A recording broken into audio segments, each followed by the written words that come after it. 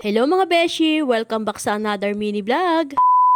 Nung isang araw nga, inabitin kami sa nilupak namin na saging na saba, kaya naman for today's video ay gagawa nga ulit kami. Pero this time ay hindi nga saging na saba ang lulipakin namin, kundi nga yung balinghoy. Kanina pa nga pala nalaga yung balinghoy at hindi ko na nga napakita sa inyo. Sa mga puntungang ito ay eto na nga at nagbabayo na nga kami. Pwede naman kainin yung balinghoy ng nilaga at sausaw sa bagoong, kaya nga lang ay gusto namin talaga ng nilupak nito. Habang binabayo nga itong balinghoy ay napansin ko nga na mas maalwan pala itong bayuhin kaysa nga sa saging na saba. Paano ba naman kasi ay kaunting bayo mo pa nga lamang dito sa mga balinghoy ay talaga namang lamutak agad.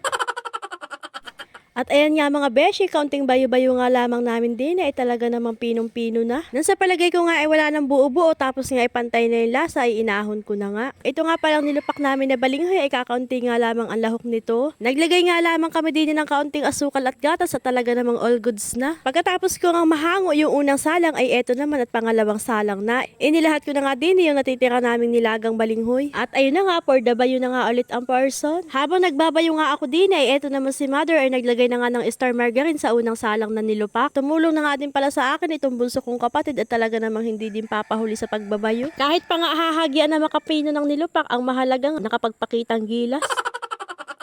Nakapaglagay na nga din pala kami din ng gatas at asukal at hindi ko na nga lang din na i-video. Nang mapinong-mapino na nga din ay eto, tinahon ko na. Naglagay na nga din ako ng star margarine sa ibabaw para nga mas masarap tingnan. Tamang-tama nga ang lasa kapag may star margarine sa ibabaw tapos nga ay medyo maalat-alat siya, kaya naman balansing-balanse yung lasa ng tamis at alat. Pagkatapos nga namin makapaglupak ay eto na nga at kakain na ang mga person. Kain po tayo. Bali tanghali nga itong mga beshi at hindi pa nga kami kumakain ng tanghalian, kaya naman saktong-sakto itong aming nilupak.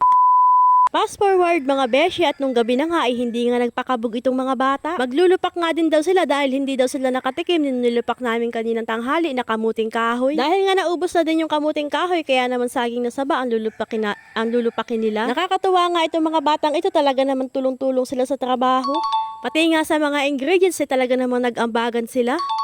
At ayan nga ang sinasabi ko sa inyo mga beshi, kapag nga saging na saba ay mahirap nga lupakin dahil hindi nga siya kagaya ng balinghoy na malambot at mabilis pumino. Pero walang imposible basta may mga batang nagpupursige, bayo kung bayo. At ang social pa nga nitong mga batang ito dahil nga itong nilupak nila ay napakadami ng sahog. Bukod nga sa may asukal na at may gatas pa ay meron pang ang royal. Dini nga sa paglalagay ng star margarine ay talaga namang hindi magkaintindihan.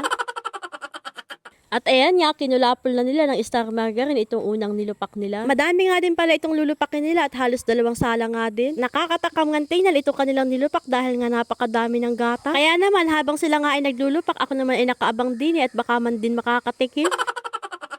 Yun na nga mga beshi, pagkatapos nga nilang maglupak ay di yun, nagkainan na nga kami. Hanggang dito na lang muna mga beshi. Thank you for watching. Bye!